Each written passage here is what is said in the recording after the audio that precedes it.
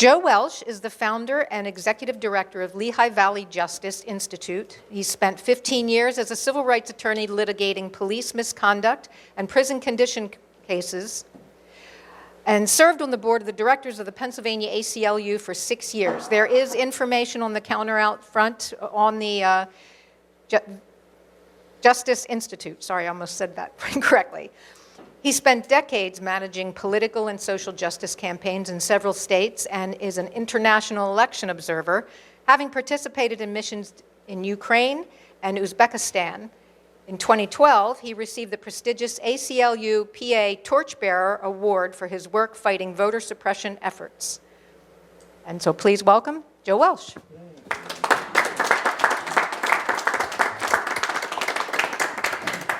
Thank you very much.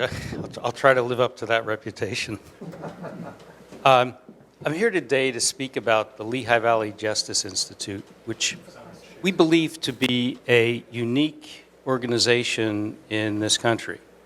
We are a locally based research, policy development, and advocacy, basically in the form of public education, group focused on the Lehigh Valley, specifically Lehigh and Northampton counties, and specifically on criminal justice issues. And when I was first forming the Institute, a friend of mine from Chicago said to me, "You're only going to work on one issue?" Once you get into criminal justice, and more so into the related larger justice issues that drive criminal justice, trust me, it's a lot more than one issue, as I hope you'll see in the next few minutes.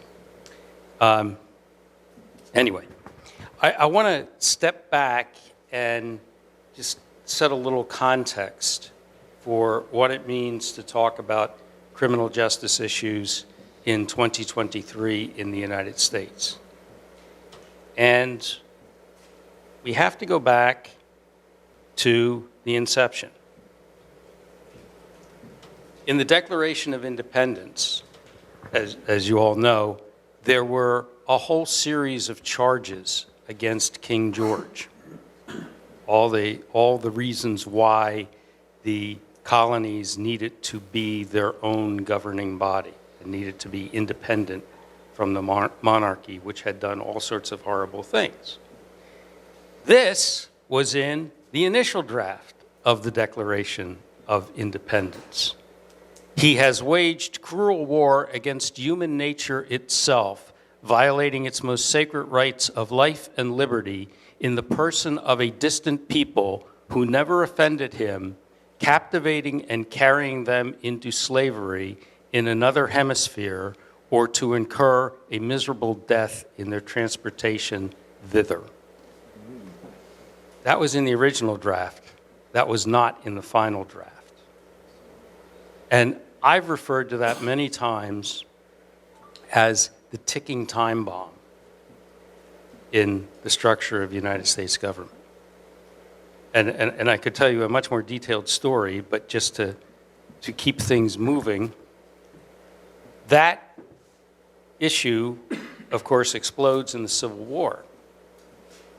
And after the Civil War, a number of constitutional amendments are passed, which on paper give rights to the newly liberated slaves. But in fact, they were paper rights in many places. And so all sorts of machinations were put in place to get around what we fought a war about, and the winning side set up these new rules. Give you a good example, the 13th Amendment.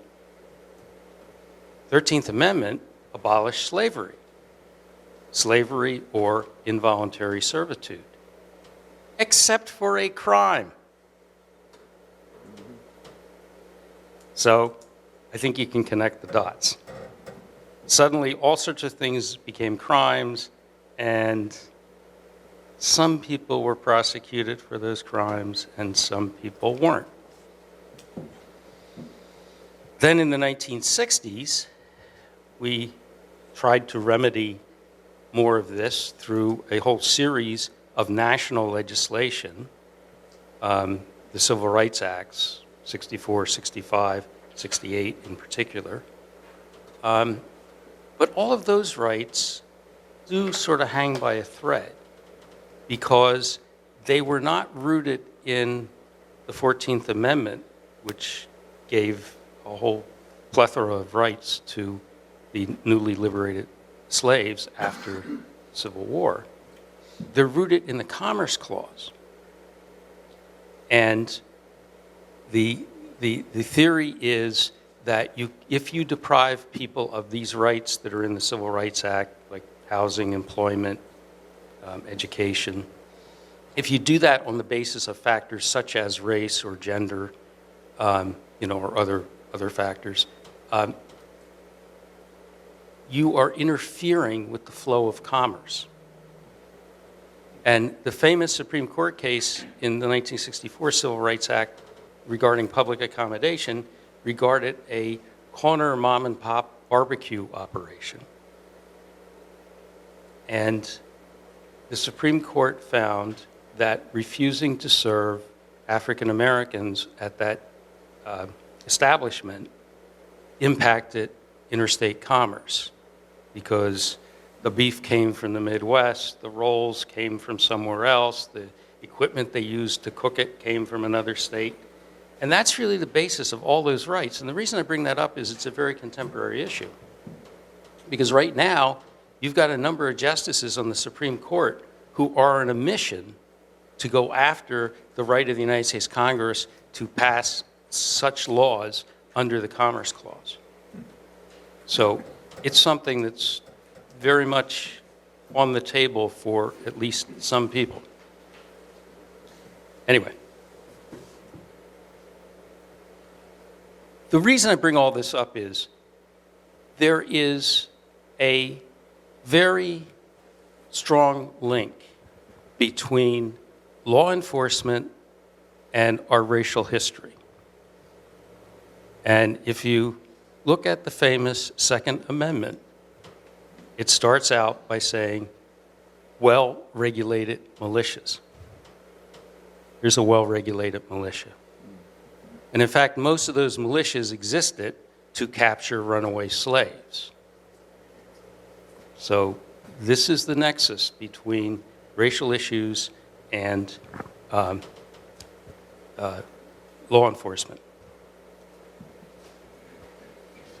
Now, the Reverend Dr. Martin Luther King, at his speech at the National Cathedral in 1968, famously said the quote, that the arc of the moral universe is long, but it bends toward justice.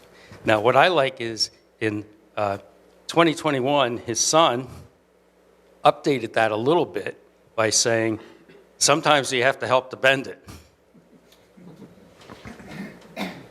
And that's kind of what we're about.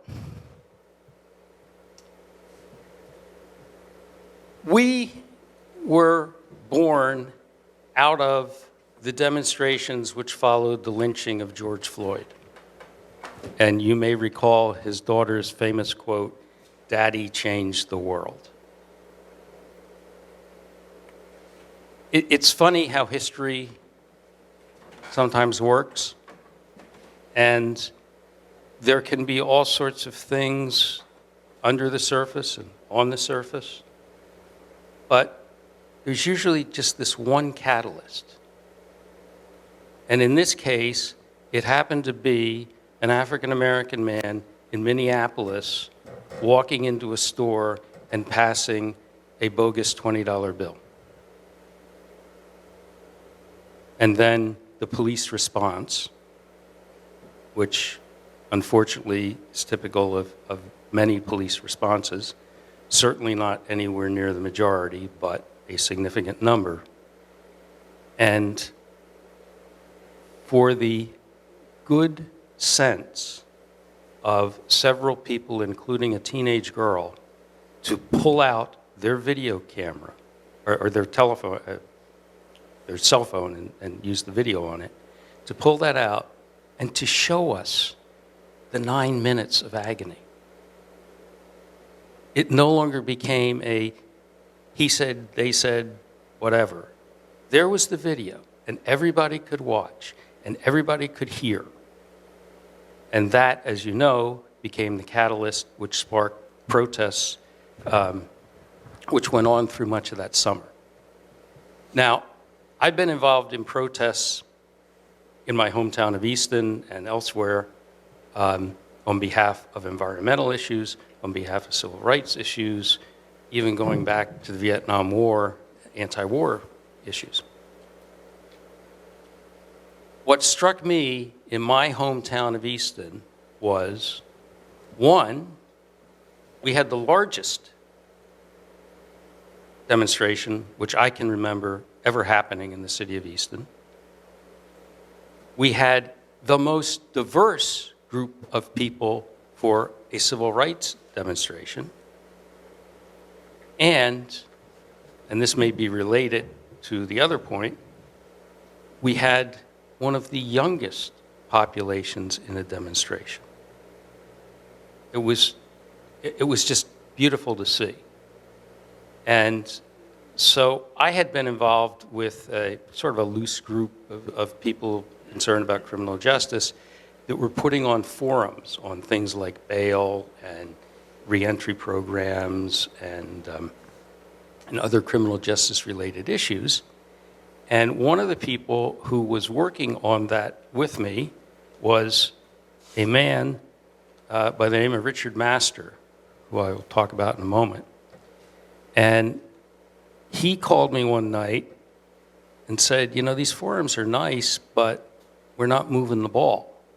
And what we really need to do is to take an academic 50,000-foot level view of criminal justice processes and what we can do to make them more equitable in their outcomes. I said, great. My dream job had always been to work at the Brennan Center at NYU, which deals with a whole range of justice issues. So anyway, it came, well, we have to talk, and next thing I know, I'm sitting in his living room with his foundation manager, and we're putting together the budget for Lehigh Valley Justice Institute. This man, some of you may know him, he is the CEO of MCS Industries in Palmer Township. They make low-cost picture frames and decorative moldings for housing. He funnels much of his profits from that business into something which he calls the Unfinished Business Foundation. And principally, it puts over $1 million a year into the issue nationally of healthcare reform. And he is chair of Business Leaders for Healthcare Transformation. He was looking for a local project to deal with particularly the criminal justice issue, so out of those conversations, Lehigh Valley Justice Institute was born. Now, our mission is basically to, and we are obviously nonpartisan, we're a 501c3 public charity, but basically to do research, heavily data-driven research, policy development and advocacy to develop and promote a reimagined criminal justice system that is equitable and fair for all communities. And as I said, we take a very data-driven approach to that.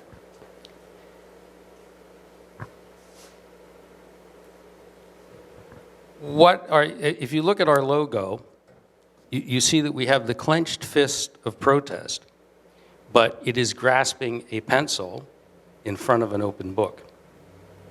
And so basically our concept was to take all of that energy, that really good energy we saw out on the streets, and channel it into very specific, constructive change in the Lehigh Valley.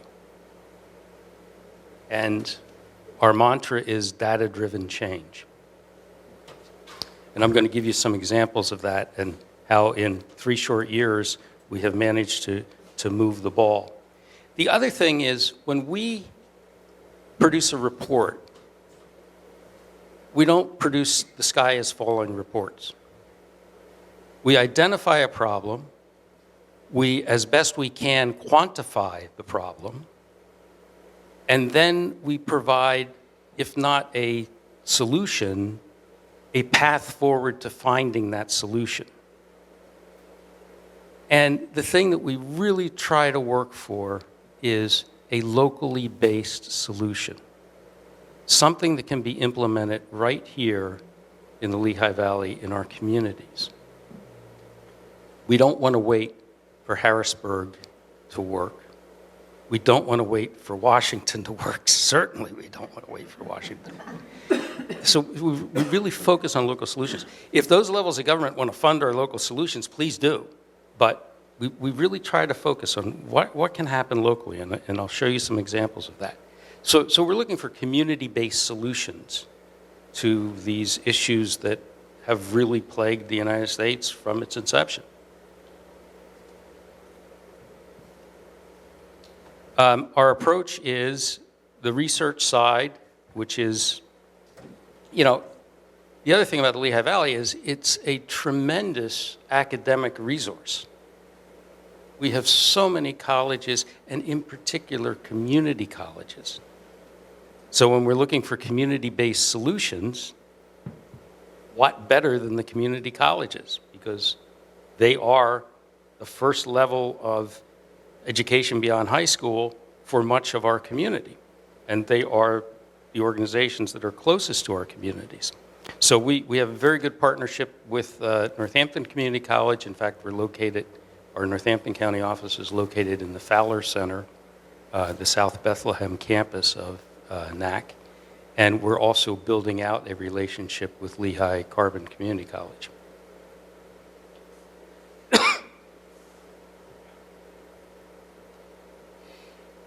All right, we do research policy and advocacy, but data is useful and important because it gets people's minds, gets clear in people's minds the depth or the breadth of a problem. So that's step one. But step two to motivating people is storytelling. And so we like to marry the data with individual stories of how that data and what's represented by that data impacts people's lives. I first became a great fan of storytelling when I was on the ACLU board. And storytelling was very effective in the ACLU of Pennsylvania, getting their message across with regard to voter ID. Because when people first look at the issue, it's, well, I have an ID, everybody's got an ID. What's the problem? And through individual storytelling of senior citizens, other people in remote areas, their inability, people whose names had changed because they got married, their inability to get the ID that they needed to be able to vote. And in the end, the Commonwealth of Pennsylvania admitted that the voter ID law that ACLU was challenging would have disenfranchised over 600,000 voters in Pennsylvania. So it was, I saw for the first time in that episode the value of storytelling. And so we try to marry our data analysis with storytelling. One of the things that people say is you're looking at the Lehigh Valley only. And actually, we are looking beyond the Lehigh Valley, and I'll get to that as well. But Lehigh Valley is important, and particularly when we're talking about local solutions, because we believe that if you can develop a local solution in Lehigh Valley, it can be taken to other places throughout the country and implemented. And why do I say that? And if my staff were here, they would start snickering right now because they've heard this word a million times. The Lehigh Valley is a microcosm of the nation. You look at it demographically, we have inner cities, we have suburban areas, And we have rural areas where you can actually see Confederate flags displayed. So we believe if you can develop solutions here that can fly through that range of constituencies, there's no reason why those solutions can't go elsewhere in the country. And the other component of the importance of the Lehigh Valley is, as you know, next year you will be tripping over the national reporters and the international reporters. In 2020, I was interviewed by the BBC because everybody recognizes this as a swing area of a very important swing state nationally. So for all those reasons, we believe that something that we develop here can go out on the road.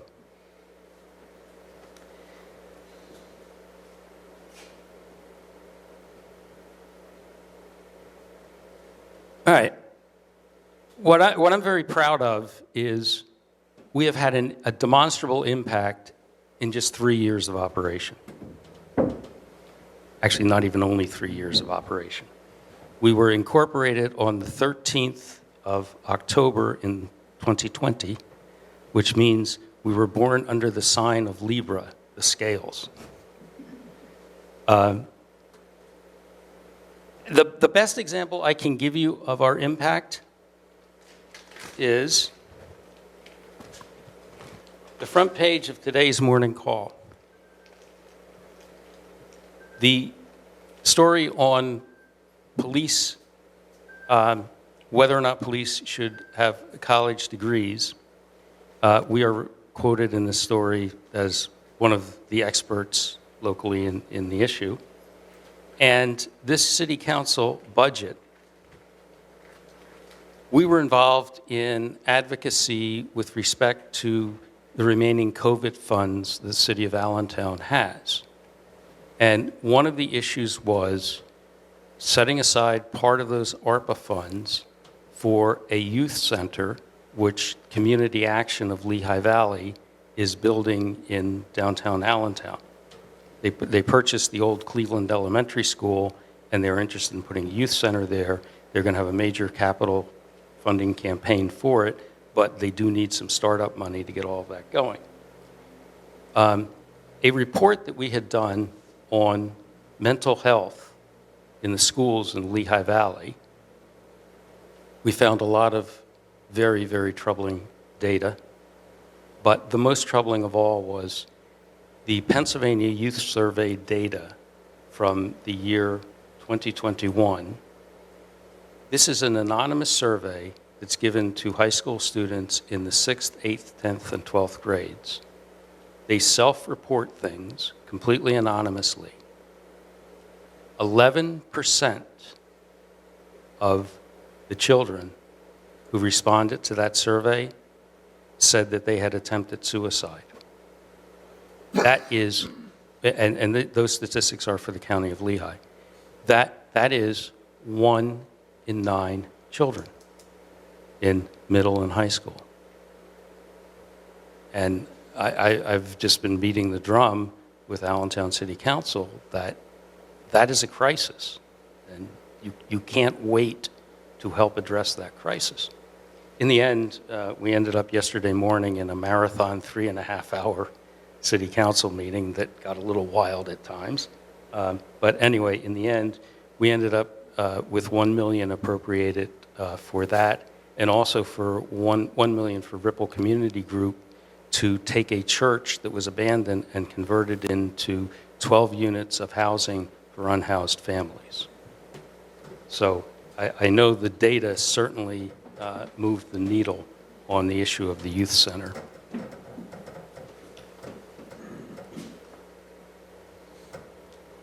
We had another report that we did on landlord-tenant issues in Lehigh County. And this one really starts to get to the heart of how data can move things. Everybody sort of knew that tenants don't do too well in landlord-tenant cases. We analyzed 10 years' worth of cases and found out that tenants win 0.9% of all cases. Right? That means if you had 1,000 tenants in the, well, we wouldn't have 1,000 tenants in this room, but if we had 1,000 tenants across the street in the parking lot, 9 of them would have won. And I suspect that's because the landlord forgot to show up, or the landlord's agent, as the case might be. We presented that to the Lehigh County Commissioners. And last year, they not only appropriated, they created a new line item in the county budget to provide for legal and other assistance to families with children facing eviction. And that passed Lehigh County Council unanimously. In passing it, they referenced our report and our data. So that was a real-world impact that we managed to have through our data approach to these issues. Oh, that, by the way, did get vetoed by the county executive, Phil Armstrong, because he didn't want it in the budget. He wanted to use some COVID money. And City Council very clearly said, and they voted 6-3 to override his veto, that the budget is a set of priorities. This is a priority for us. We're not just going to cover it with one-time money that'll disappear next year. We're going to memorialize it into the budget. And, you know, they stood strong on that issue, and now it's part of the county budget.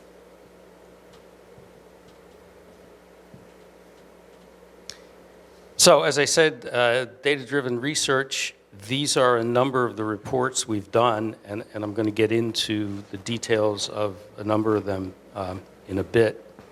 But, you know, I said about the advocacy part of our work. This is, the big part of that is we produce these reports, we produce this data, and as I said, we do storytelling along with it. And we feel that we're giving tools to the people in the community to pick up and continue the work and continue the advocacy.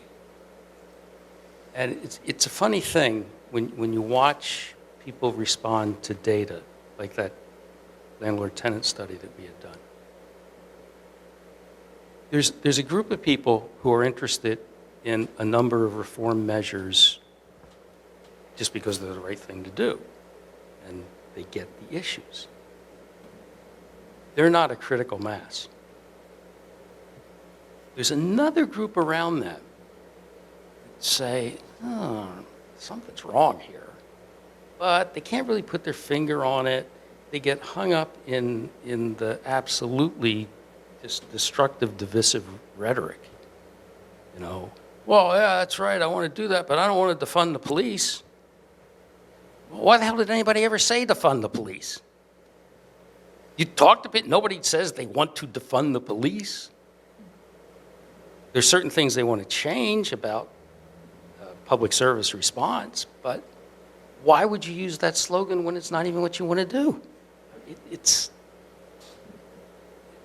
insane. I mean, I like to say how the reform movement, which tends to be also the gun control movement, manages to shoot themselves in the foot. It's like, where did they get the gun from? They're for gun control. So that's actually one of the things that we're fighting. And data at least clarifies some of that. And so it gets you a shot at those other people outside of the core people. And with that, and one other important fact, which is, amazingly enough, and even in the current political environment, a lot of these issues are crossover issues. There are people who are ultra-conservative who will agree with people who are ultra-liberal on a lot of these issues, if they can just sit down and talk to each other instead of at each other. And if they can use neutral language and not both sides' rhetoric. So, and I'll tell you one of the things that really fueled that, and it's, you know, a horrible situation, but this may be at least one silver lining, is the opioid epidemic. And this all hit me amazingly one night when I was watching an Anthony Bourdain episode on Western Massachusetts and West Virginia, which do not have high minority populations. And, you know, everyone there just saying the criminal justice system doesn't work, it doesn't produce any good outcomes, it's just a mess. These are people who, probably for generations, never had any impact or never had any relationship to the criminal justice system or even knew a justice-involved individual. But suddenly, they're involved, or their kids are involved, because they had a tooth removed, they had a medical procedure. Oh, here, have some oxycodone. It'll take care of everything. And they got hooked. And they ended up in the criminal justice system. And they didn't like what they saw. So there's lots of different constituencies that are very concerned about these issues. And the best example I can give to you is something called civil asset forfeiture, which is where the government, you got $10,000 sitting there. How'd you get that? Oh, we'll take it. We think you got it. You sold drugs. You got it that way. We're taking it. It's something that can very easily be abused. And so, anybody know the name Dalen Leach? State senator. Ran for Congress under the moniker the Liberal Lion. Does anybody know Darrell Metcalf? The most conservative member of the legislature, probably? Guess what? They were the two co-sponsors of a bill on civil asset forfeiture.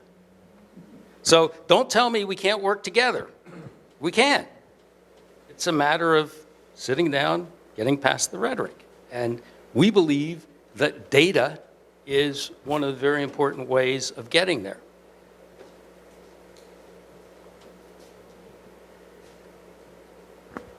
Okay, aside from those data-driven reports, we also are getting very significant coverage in the media, witnessed by today's morning call. But not only are we getting coverage in the media, we right now are working with media outlets on two significant stories where they have needs for data analysis. And I'm not getting into them until they're published, but I think they're going to be groundbreaking. And we're very happy to be partnering with media outlets because that's probably the most efficient way for us to get our work out.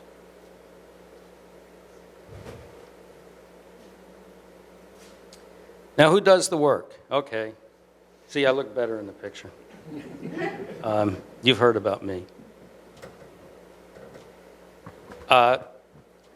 We have two full-time staff members in addition to myself.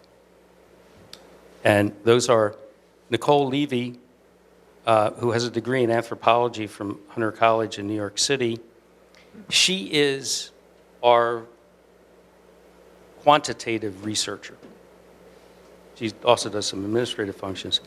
But she gets into the human stories and with her anthropology background into the ways in which the data and the things that we talk about with our data impact social structures. Victoria Wrigley. Victoria Wrigley is just tremendous. She has a master's in statistics from Lehigh.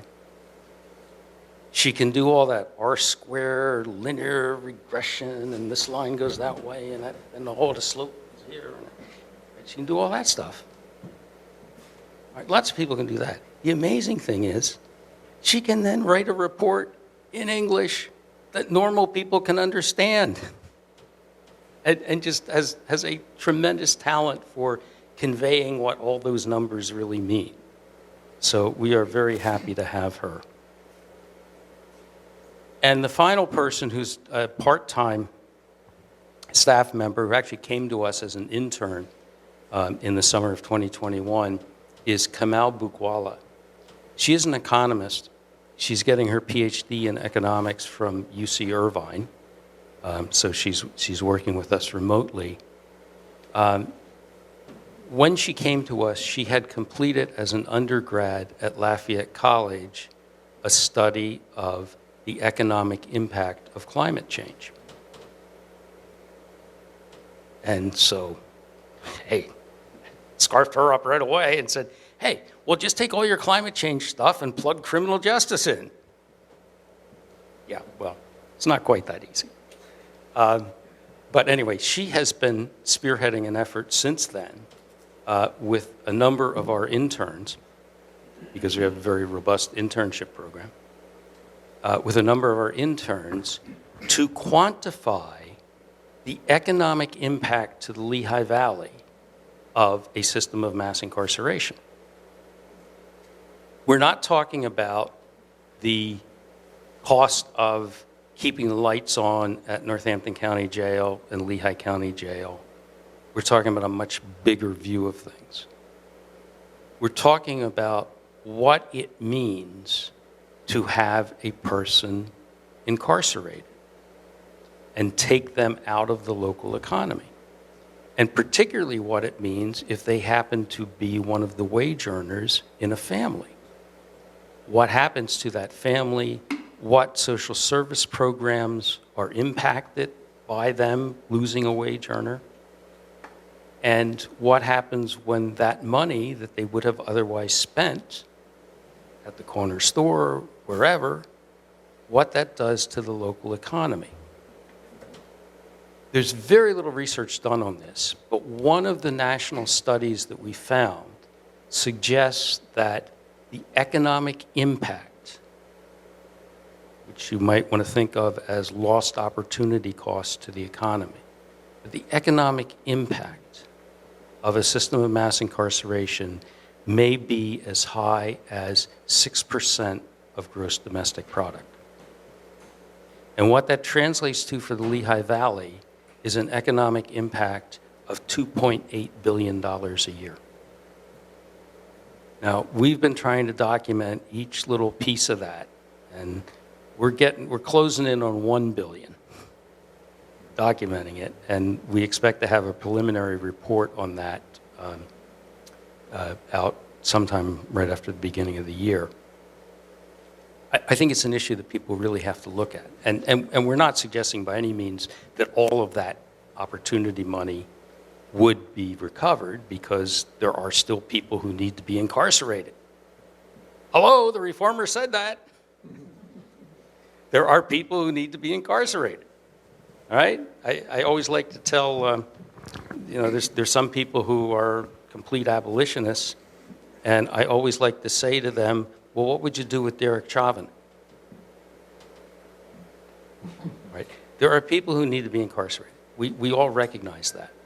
Are we incarcerating far more people than need to be incarcerated? Of course. Are we doing something to help those people? Are we truly being a department of corrections? Or are we warehousing people?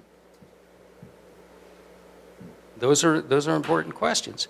And in fact, if we did the reentry side of things correctly, and I'm going to get into this a little bit later, if we did it correctly, we would actually be helping economic development, because we would be having people leave the county jails, bang, ready to hit the road with a job, with all of the things they need to get to a job, bus passes, IDs, birth certificates, all that stuff. Why not, while they're sitting in jail, get that stuff together, help them get that?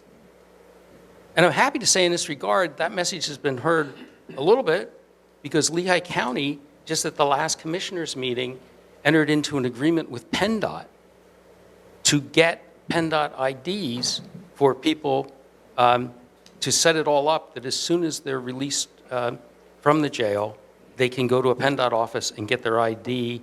If they do it within, I believe, 90 days, no fee for the ID.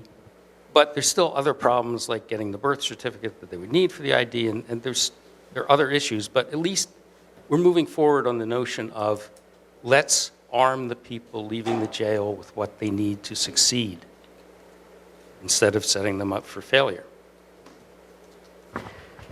Anyhow, I was off on that. As I said, this research project, we're going to have a preliminary report out after the first of the year. It's something that we are going to continue to do work on because there's a lot more work on documenting those economic impacts.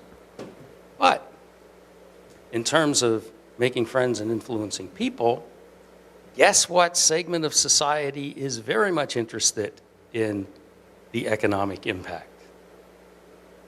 Business community. In fact, I'm going to be on the show Business Matters Monday night. Tony Iannelli, the head of the Lehigh Valley Chamber of Commerce, which, by the way, is one of the largest chambers of commerce, outside of a major metropolitan area in the United States. It's really been built up to a large organization. And at the end of the taping of that show, Tony said to me, he said, well, is there something else you want people to know? And I said, yeah, I think your viewers need to know the economic impact of mass incarceration. And Tony's been very interested in that.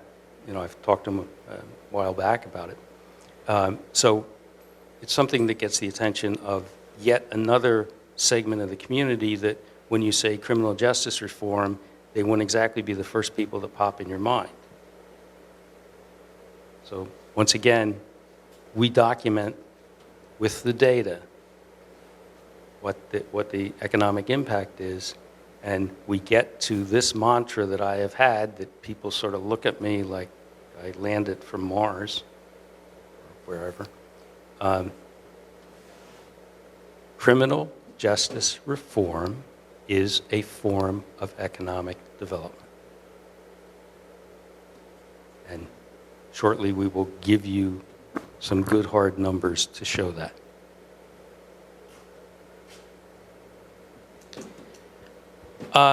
Part of our work, we very often interact with governmental officials, whether it's city council meetings, county council, county commissioners meetings, and also the people who run the system. And this is a meeting of the Lehigh County Commissioners. This woman is an absolute treasure in the Lehigh Valley. And when we talk about local solutions, you cannot talk about local solutions without the name Chief Michelle Cott. She's chief of the Bethlehem Police Department, which has a history on use of force problems going back many years, the most famous being the Herco case, which some of you might have heard about, back around 2000, a little after 2000, when basically a kid who needed some money to buy drugs was selling drugs, and some members of the Bethlehem Police Department set up a military raid on his house in the middle of the night, fired flashbang grenades into the house and burned the house down, killing Herco. Fired, I believe, 20 bullets into him, 2 of them post-mortem. And his girlfriend jumped out a second-floor window and sustained injuries from that. Anyway, it resulted in, I believe, the largest settlement of a civil rights case in the history of the Lehigh Valley, $8 million the city agreed to after being found liable before a jury in what was the longest civil trial in the Eastern District of Pennsylvania, which lasted about 6 months and was on the front page of the newspaper almost every day. she ended up inheriting that department after some other chiefs. And what she's doing is just so amazing. And you haven't read about it. And that's part of what's so amazing about it. As I'm sure you've read, there is a major issue in policing about having mental health co-responders co-respond to appropriate calls with police, or under some models, be the first responders, don't involve the police, because there are issues where if someone's having a mental health episode and is not armed, obviously, but if someone's having a mental health episode, having somebody show up in uniform might not be the best response and might actually exacerbate the situation. So there are all sorts of different models. Chief Cott is, in a very low-keyed way, incorporating more and more people from the Bethlehem Health Department, from social service agencies, into what she envisions as a much broader public service response. That when someone calls 911, and obviously the 911 operators need to be trained eventually, but when someone calls 911, if there's a call that involves a mental health component, she would like to have a mental health professional with her officer. Now, this is the ultimate win-win-win situation.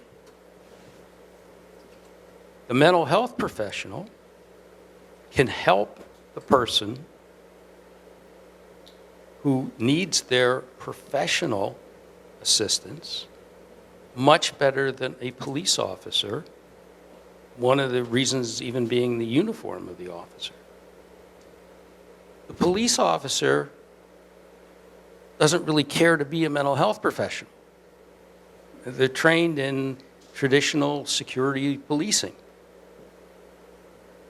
And the person who's having the crisis, once they may not know it at the time, but they and their loved ones want the situation de-escalated as rapidly as possible. So look at this. You have a mental health professional doing what they were trained to do. You have a police officer with the backup, no pun intended, that they need for this kind of a call. And you have a better outcome for the individual. It's like, hello? Is this a no-brainer? Now, there are all kinds of battles going on, and there even was an attempt at a ballot initiative in Allentown.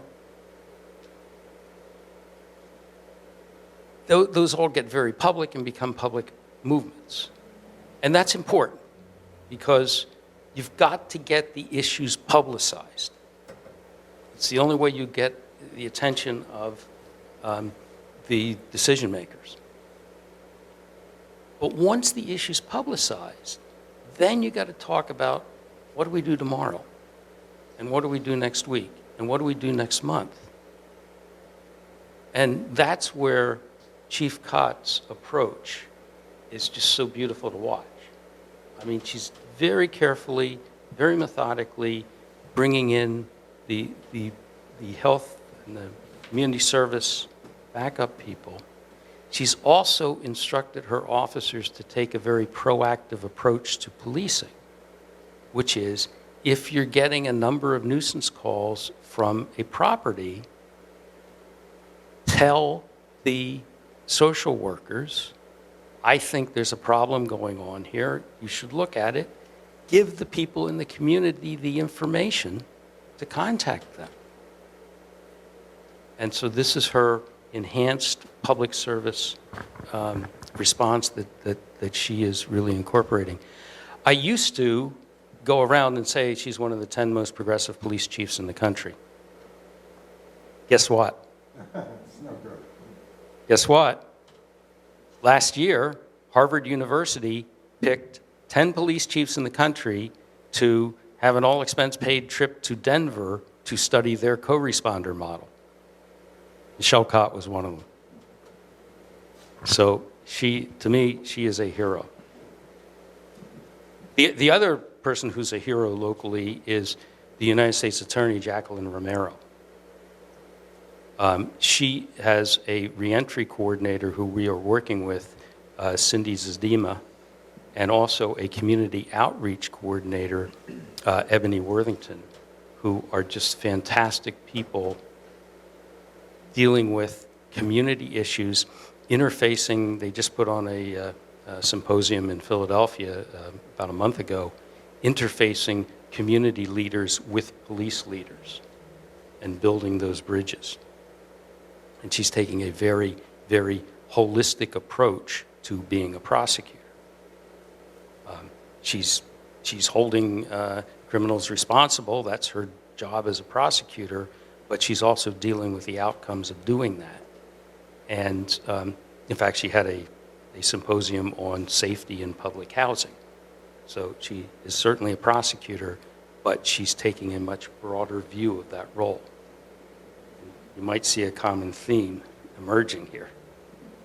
People need to take a broader view of things. Structurally, we have a oversight board since we are a nonprofit, and these are the officers of our board.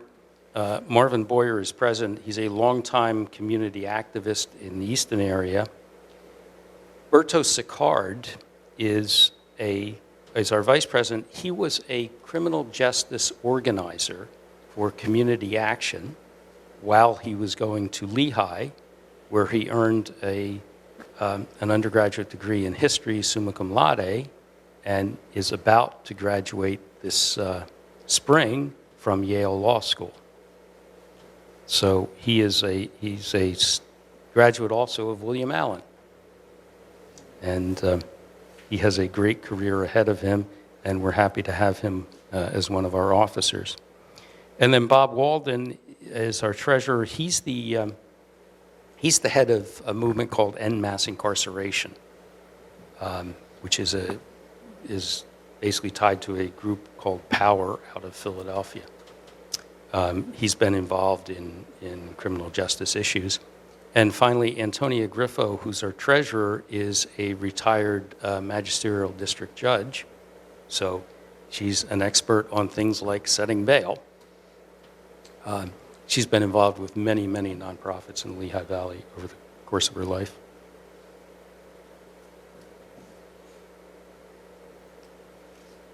Another thing that we do, which I'm doing today, is community outreach. We appear at many community events. This was the Northampton County Fair last year, which got rained out this year. This was the Juneteenth celebration at Steel Stacks. And this, I believe, is Community Day at Lehigh University, where they bring nonprofits on the campus for students to see opportunities, nonprofits and profits, for employment opportunities and also opportunities for internships.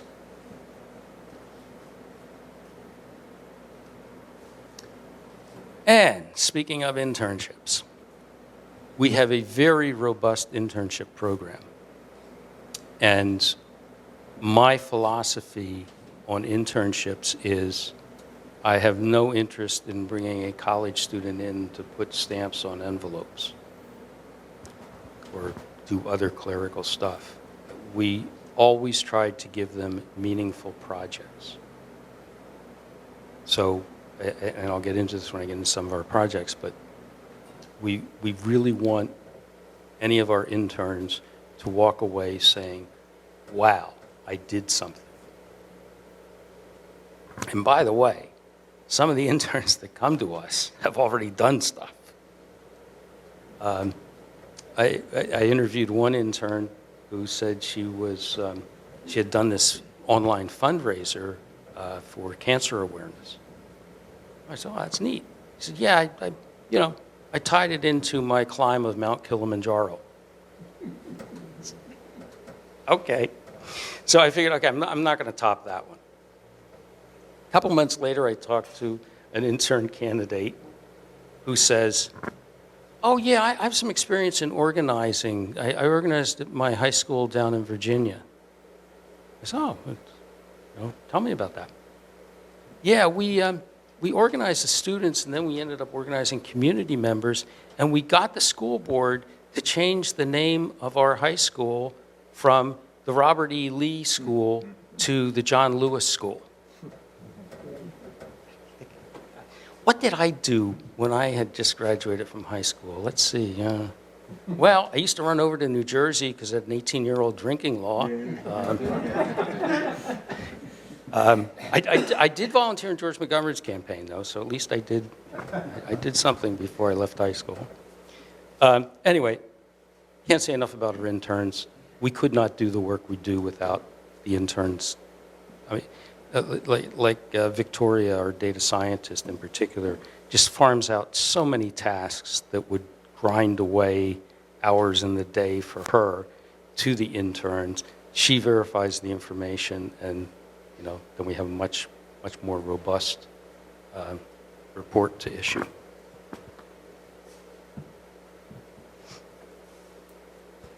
And of course, as I said, we go to various schools. I told you we were in the Fowler Center. This was right after we moved into the Fowler Center.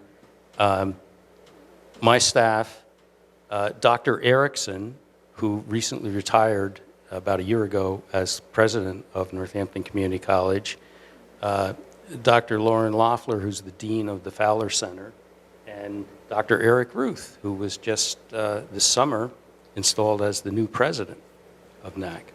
So we have a very, very good relationship with them, and we're happy to be in their building.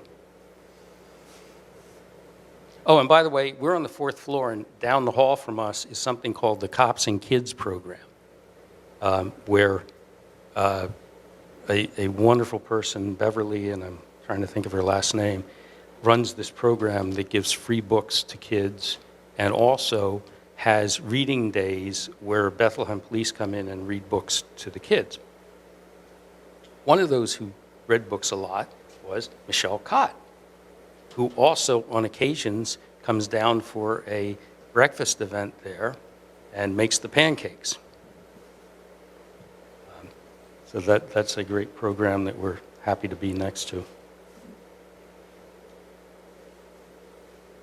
All right, as I said, we work on data-driven projects. It's just so important to have numbers that people can point to. That moves the ball in ways that I wouldn't really think imaginable. And the funny thing is, and this is sort of a niche that we're developing, more and more grants that are given to service agencies. See, people look at us and they think that a lot of people think we're a service agency. We provide services to members of the community. We actually don't. We're a more academic-rooted institution where we do the research and make that available to the public. And a lot of the organizations that are funded, that receive grant money for the services that they provide, be they housing, education, just simple life skills training, financial literacy, more and more funders want metrics. They want to know what the real impact is of the programming they're funding. And so that's where we come in. And so we've been talking, we've actually been on various grant proposals with local agencies saying, they're going to do this, we're going to tell you if it worked. And I think it's a very big advantage to someone seeking a grant to be able to say that there's an independent organization that's going to be doing the data to analyze their program.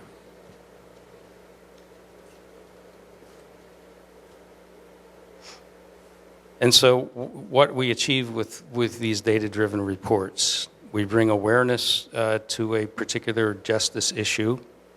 And as I said, it's much bigger than criminal justice. It's all of these other factors that affect justice. Mental health, major factor. Housing. Director of Corrections of Lehigh County estimates that at any given time, there are roughly 50 residents of her jail who could be released, meet all the conditions to be released, but they don't have a permanent address. There are people who could be released on bail, don't have a permanent address. So housing, and in particular transitional and affordable housing, is a major impactor of the criminal justice system.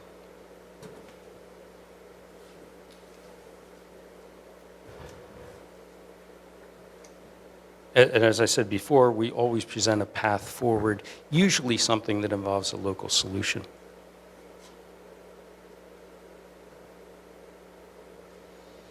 Now, the storytelling and public events. We did, and unfortunately I can't connect to the Wi-Fi, but if you go to our website and you click on the top menu where it says reentry simulation, you can see a fascinating thing that we did this past spring at Northampton Community College. We brought in a group from Franklin County who puts on a reentry simulation. And what that does is walk people through what it's like to get out of jail and survive.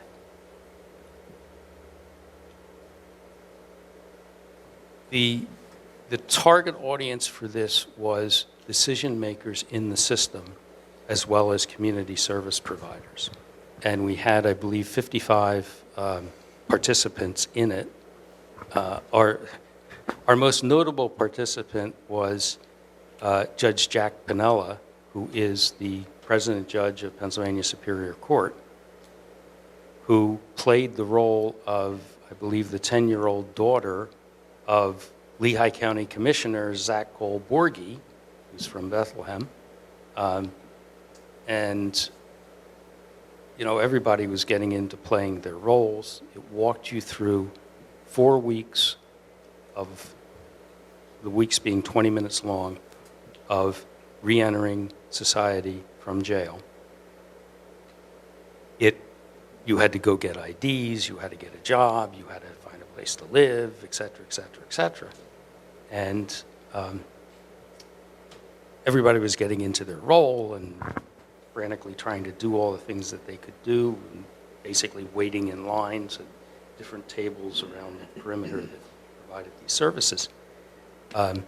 But the reality of that situation in life was brought very, very starkly home when Judge Piniella ended up with Children and Youth Services because his father, Commissioner Zach Cole-Borghi, overdosed. And as we reminded everybody in the debriefing after the simulation, all of their life history cards were actually based on real people that Franklin County's Reentry Coalition had encountered. So it was very sobering. If you go into Lehigh Valley Live, the Express Times archive, their reporter, Rudy Miller, was a participant in this, and he just wrote a wonderful article about the effect it had on him to do this. And he recounts in the article that he gets home and he sits down to eat dinner that night. And his wife said, "Why are you eating so fast?" He said, "Because it's still in my head. I got to get the next thing done." He just did such a wonderful job explaining the simulation. We're looking to do another one sometime this year, and we'll certainly have publicity on that. The other thing that we do is we, from time to time, put on video forums on issues, and you can find those and other video presentations that we've done on our YouTube channel, which is Lehigh Valley Justice Institute. If you just go into YouTube and type in Lehigh Valley Justice Institute, you can view our presentations.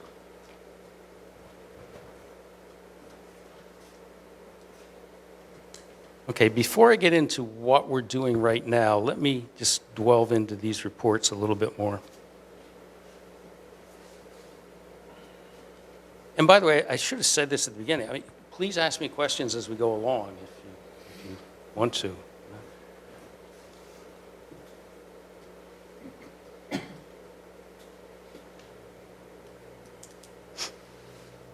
This is actually a non-data report that we did back in 2021. And this was addressing the question of transparency in police use of force. And what we did was put together 3 different models of how you can achieve that. One was from the city of Norfolk, Virginia. One was the state of New Jersey, which has a very robust reporting system. You can actually go to their website and you can type in the name of an officer and you can see their use of force record. And by the way, the reason that came about was a reporter working for, I believe, the New York Star Ledger, who now heads an organization called Spotlight PA, who you may have seen a lot of they do very in-depth reporting on a single issue, and a lot of investigative reporting. He was the one who actually put out the right-to-know request to all the departments in New Jersey and got all kinds of mixed data back and had all that data correlated and started putting together their own use of force website. And that spurred the state to do the real one, which they obviously have the access to the information much easier. And then the final one was the NYPD model, which reports in on a weekly basis or daily basis, whichever, use of force by officers, but also use of force against officers. And we're happy with that. I mean, I think it really contextualizes things. Because there you can see, you can look at incidents and you can say, well, wait a minute. It wasn't, if there's use of force against officers and there's use of force by officers, okay, you can understand that incident a lot better. If you don't see any use of force against the officers, then you start wondering, well, what's going on here? Anyhow, we sent this out to the, I believe, 41 police departments in the Lehigh Valley, which is another story for another day. But anyhow, the Easton Police Department took great umbrage at our report, although they've since come around. And then about a month after we sent this out, I ran into Chief Roca of Allentown. And I said to him, hey, I think I was at a meeting about reentry. And I said to him, hey, Chief, we sent you this report a month ago. And it's like, the answer was shocking, really. He looked at me and said, yeah, I know. I read it, I loved it, I'm going to do it. It's like, I need that, wow, that was easy button. And the funny thing is, I just saw him yesterday at the city council meeting, and I said, hey, by the way, where are we at on the use of force? And he said, well, we ended up finding out that we needed to get this other software, this Esri stuff, and we're going to be using that, and we can map it all out. And I said, well, that's good, because if you'd like to talk to an expert on Esri, you can talk to my chief data scientist, who has spent the last year learning geospatial analysis using ArcInfo. Esri is the leading producer of geographic analysis software, mapping software, and she's been getting up to speed with that.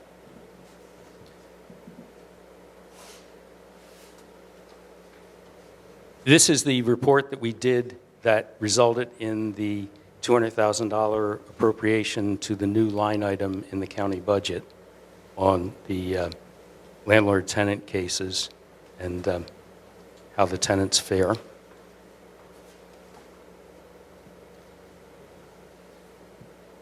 This is a report that we did on marijuana. Now, we all know the arguments on legalization of marijuana, so we didn't just repeat those. We took a different tact on it. We said, what is the effect of prosecuting marijuana on the courts? What is the load that it places on the courts? And what we found was almost a third of criminal cases in Lehigh and Northampton counties have a marijuana charge in them. You know, other things are charged, but marijuana is charged. And the other things that are charged are not, as a general matter, serious crimes. A lot of these episodes start with the proverbial broken tail light. Anyway, we've put that out for people to use. Obviously, the legalization advocates latched onto that immediately. And then this is perhaps the most important work that we've done. This was our mental health study of Lehigh Valley schools. This is the document that I referred to in front of Allentown Council this week that assisted in getting the funding for the youth center. The 1 in 9 statistic just blew me away when we saw it. And that's a horrible choice of phrase. But yeah, I mean, when I was in high school, which admittedly was a few years ago, I mean, suicide was just almost unheard of.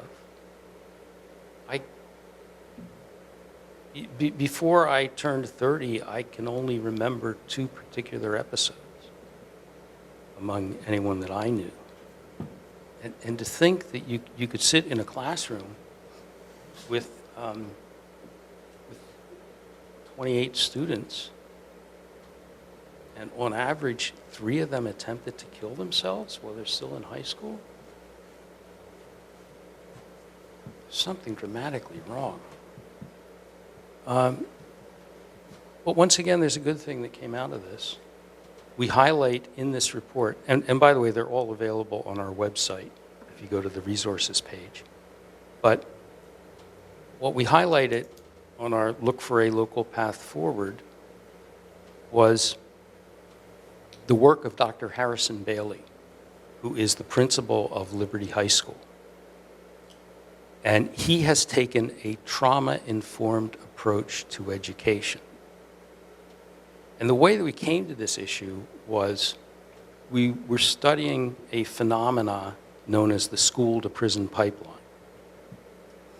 And like I like to say about that is, for people of a somewhat older time, like myself, when you were in high school,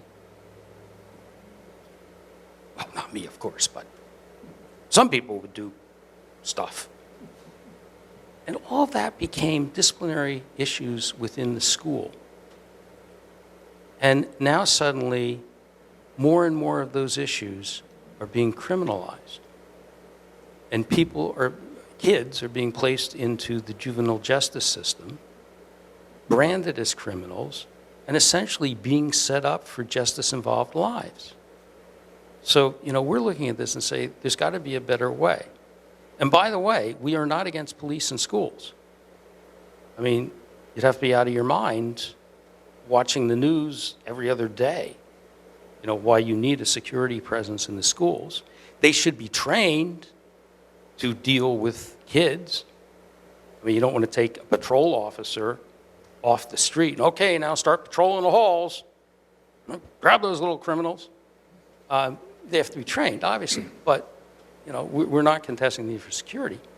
But what we are saying is there's got to be a better way, and we believe Dr. Harrison Bailey's way is that better way with his trauma-informed approach. The centerpiece of his approach is a wellness center where any student in Liberty High School at any time for any reason can get up, leave class, and go to the wellness center, the Peace Center, and just chill out, or can talk to one of the counselors there. Last year, he had 4 full-time counselors. This year, he has 1, maybe getting a second because of budget issues. Last year, his wellness center in one high school served 700 students. And what these counselors do is they pick out particular students who seem to have real problems that need to get to a higher level of professional counseling or even psychiatric intervention. And the other students, they help them through, you know, sort of like in a traditional counseling way, help them through whatever their life issue is. One of the other interesting aspects of his trauma-informed approach is he starts every class period with a 2-minute pause. Now, you know, the first time I heard it, it's like, you know, what does that do? But then you think about it. Think back to your high school days. What was a day in high school like? Right? Go to history class. Learn about history. Then you got 5 minutes to get to your next class. You go out in the hall. What are you immersed in the hall? All of the drama and trauma of being a teenager. And so now you go into chemistry class. They start going on about moles and this and that and the other thing. And you're sitting there thinking, wait a minute, he said she was with who? Oh, what are you talking about, chemistry? It's just an insanely simple but great idea. You give them 2 minutes to process the drama from the hall, and okay, now you're ready to talk about moles and Avogadro's number and all that good stuff. You know, some of these solutions or partial solutions are just so insanely obvious. But anyway, so that's part of his approach. He very much believes what he's developed at Liberty is a model, back to the microcosm theme, is a model that should be implemented statewide and even nationally. He has started a similar program at Freedom High School, and you know, we're very much interested in helping that along. Which brings me to what we're working on now. We're doing a follow-up at Liberty High School. And this is, we developed a strategic plan. You know, we got the organization up and running. Okay, now where are we going with it? And we brought in a professional strategic planner who's laid out a beautiful roadmap for us. One of our objectives was to start collecting primary data. Because until now, we've gone to Pennsylvania courts, we've gone to Pennsylvania Commission on Crime and Delinquency, we've gone to some of our to Northampton County courts, gotten information directly from county agencies. We've, in this mental health study, used the Pennsylvania Youth Survey data. But none of this really is data that we collected. These are data that were given to us to say, what does all this mean? We are now, with our project at Liberty High School, collecting primary data. We are tracking students as they go through Dr. Bailey's program to document what the outcomes are of the program. And so now we're collecting our primary data. However, to ethically collect that primary data, we needed to have a group of recognized academics review the proposed study to make sure that we were not mistreating or not getting informed consents from the people who we're personally collecting data from. You might all know that that whole issue with the study that was done in, I think, the 40s or 50s, where it was in the 50s. It was a study to determine why people followed Hitler and why people would just blindly do things they were told to do. And the way they had constructed the experiment was they had one person on one side of a wall and a person on the other side of the wall with the investigator, and they were supposed to ask a series of questions to what they thought was the subject of the experiment. They were actually the subject. They ask a series of questions, and if they got it wrong, give them an electrical shock. And each electrical shock would be increased. And so the person on the other side of the wall had a script, and as they were going through, they were deliberately giving the wrong answers to a lot of questions. And then you would hear them say things like, "Ouch, stop. I have a heart condition. I can't do this anymore." And the person who was conducting the study would stand there with the real subject of the study, the person who they're telling to push the button, and say, "You have to go on with this. You don't listen to him. You have to go on with this." And it was how people respond to authority. Well, guess what? When the person pushing the button and giving the electrical shocks finds out this was all a joke and thinks on, "Oh my God, I could have killed somebody,"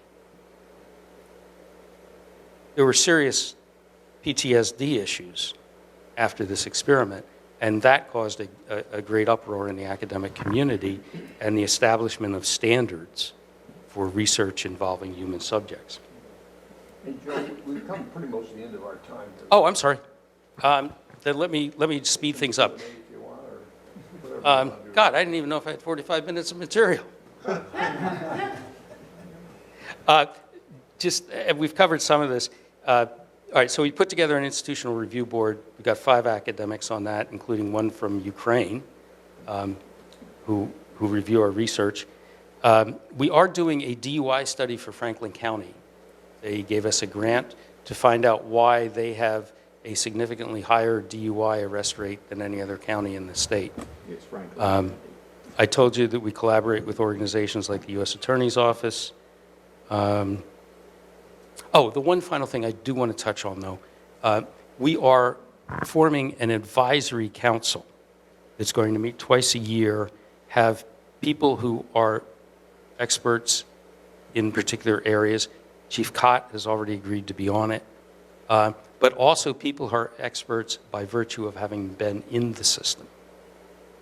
And we're going to put that together and have them available as a resource to our staff to inform our research and what all of the information we're getting means.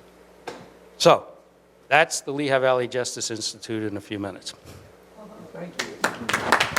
Thank you very much, Joe. Does anyone have any questions? I might have to do this after the fact, but my wife and I came out here from New York City. I've lived in ghettos since I left home. And we came out here and bought properties and rented to people. And there's an obvious situation where kids are having kids.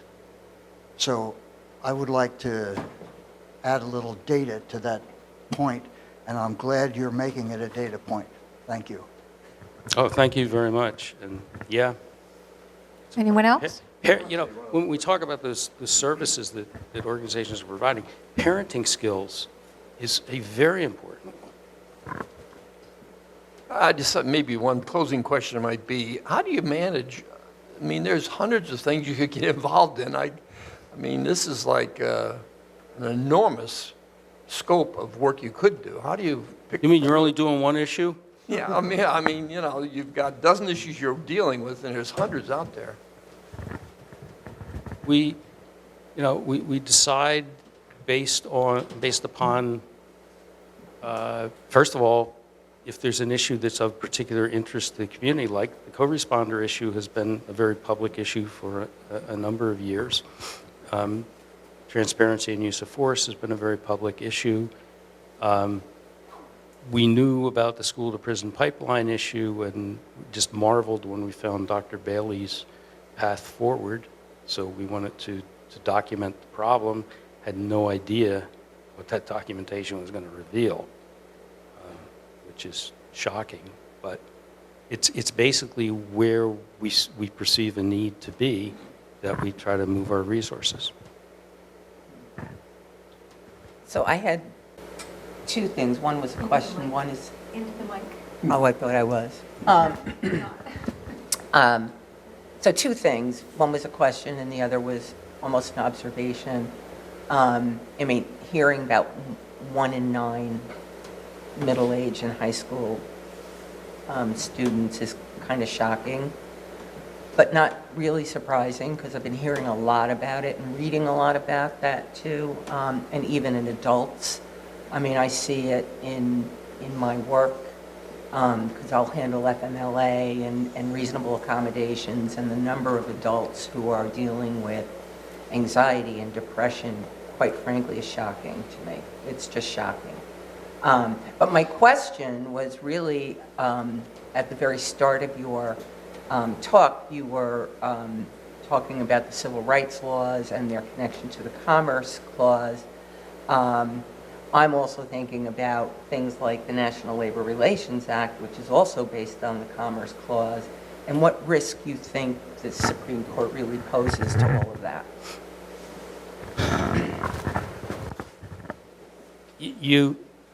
You have to hope that there are enough individuals on the court. And by the way, I don't think there's a majority yet that's going after the Commerce Clause, but historically it was a big factor in Chief Judge Rehnquist's thinking. And some of his protégés now have made it to the Supreme Court. But you would have to think in the end that you're never going to get to 5, particularly understanding just what a disaster it would be for the United States economy if you don't care about civil rights, just for the economy. As you point out, the National Labor Relations Act, it would be disastrous. It would be on a level of the U.S. defaulting on its debt to say that that Congress doesn't have Commerce Clause jurisdiction to solve issues anywhere beyond what one state ships to another state and doesn't have a tariff or something. To have that restrictive a view of the Commerce Clause in 2023 and all that is based on the Commerce Clause, you've got to think that there are not going to be 5 people to go with that. But of course, you do always have the problem of the way that they've done a lot of other issues, which is chipping away at the edges. Hi, I am a data science student with a really strong interest in the subject. Where can I get more information on either like the internship program or volunteering or something? If you go to our website and hit the Contact Us button on the menu and just shoot us an email. Thank you. Also, many of the sites that Joe had mentioned, the contact information is on the pamphlet that's out on the counter. You can pick that up and you'll have it right at your fingertips. Oh, also, I should mention, out on the counter, we have QR codes for following us on Twitter and Instagram, and also a sign-up sheet if you want to be on our email list. Any last questions? Last one, Harley.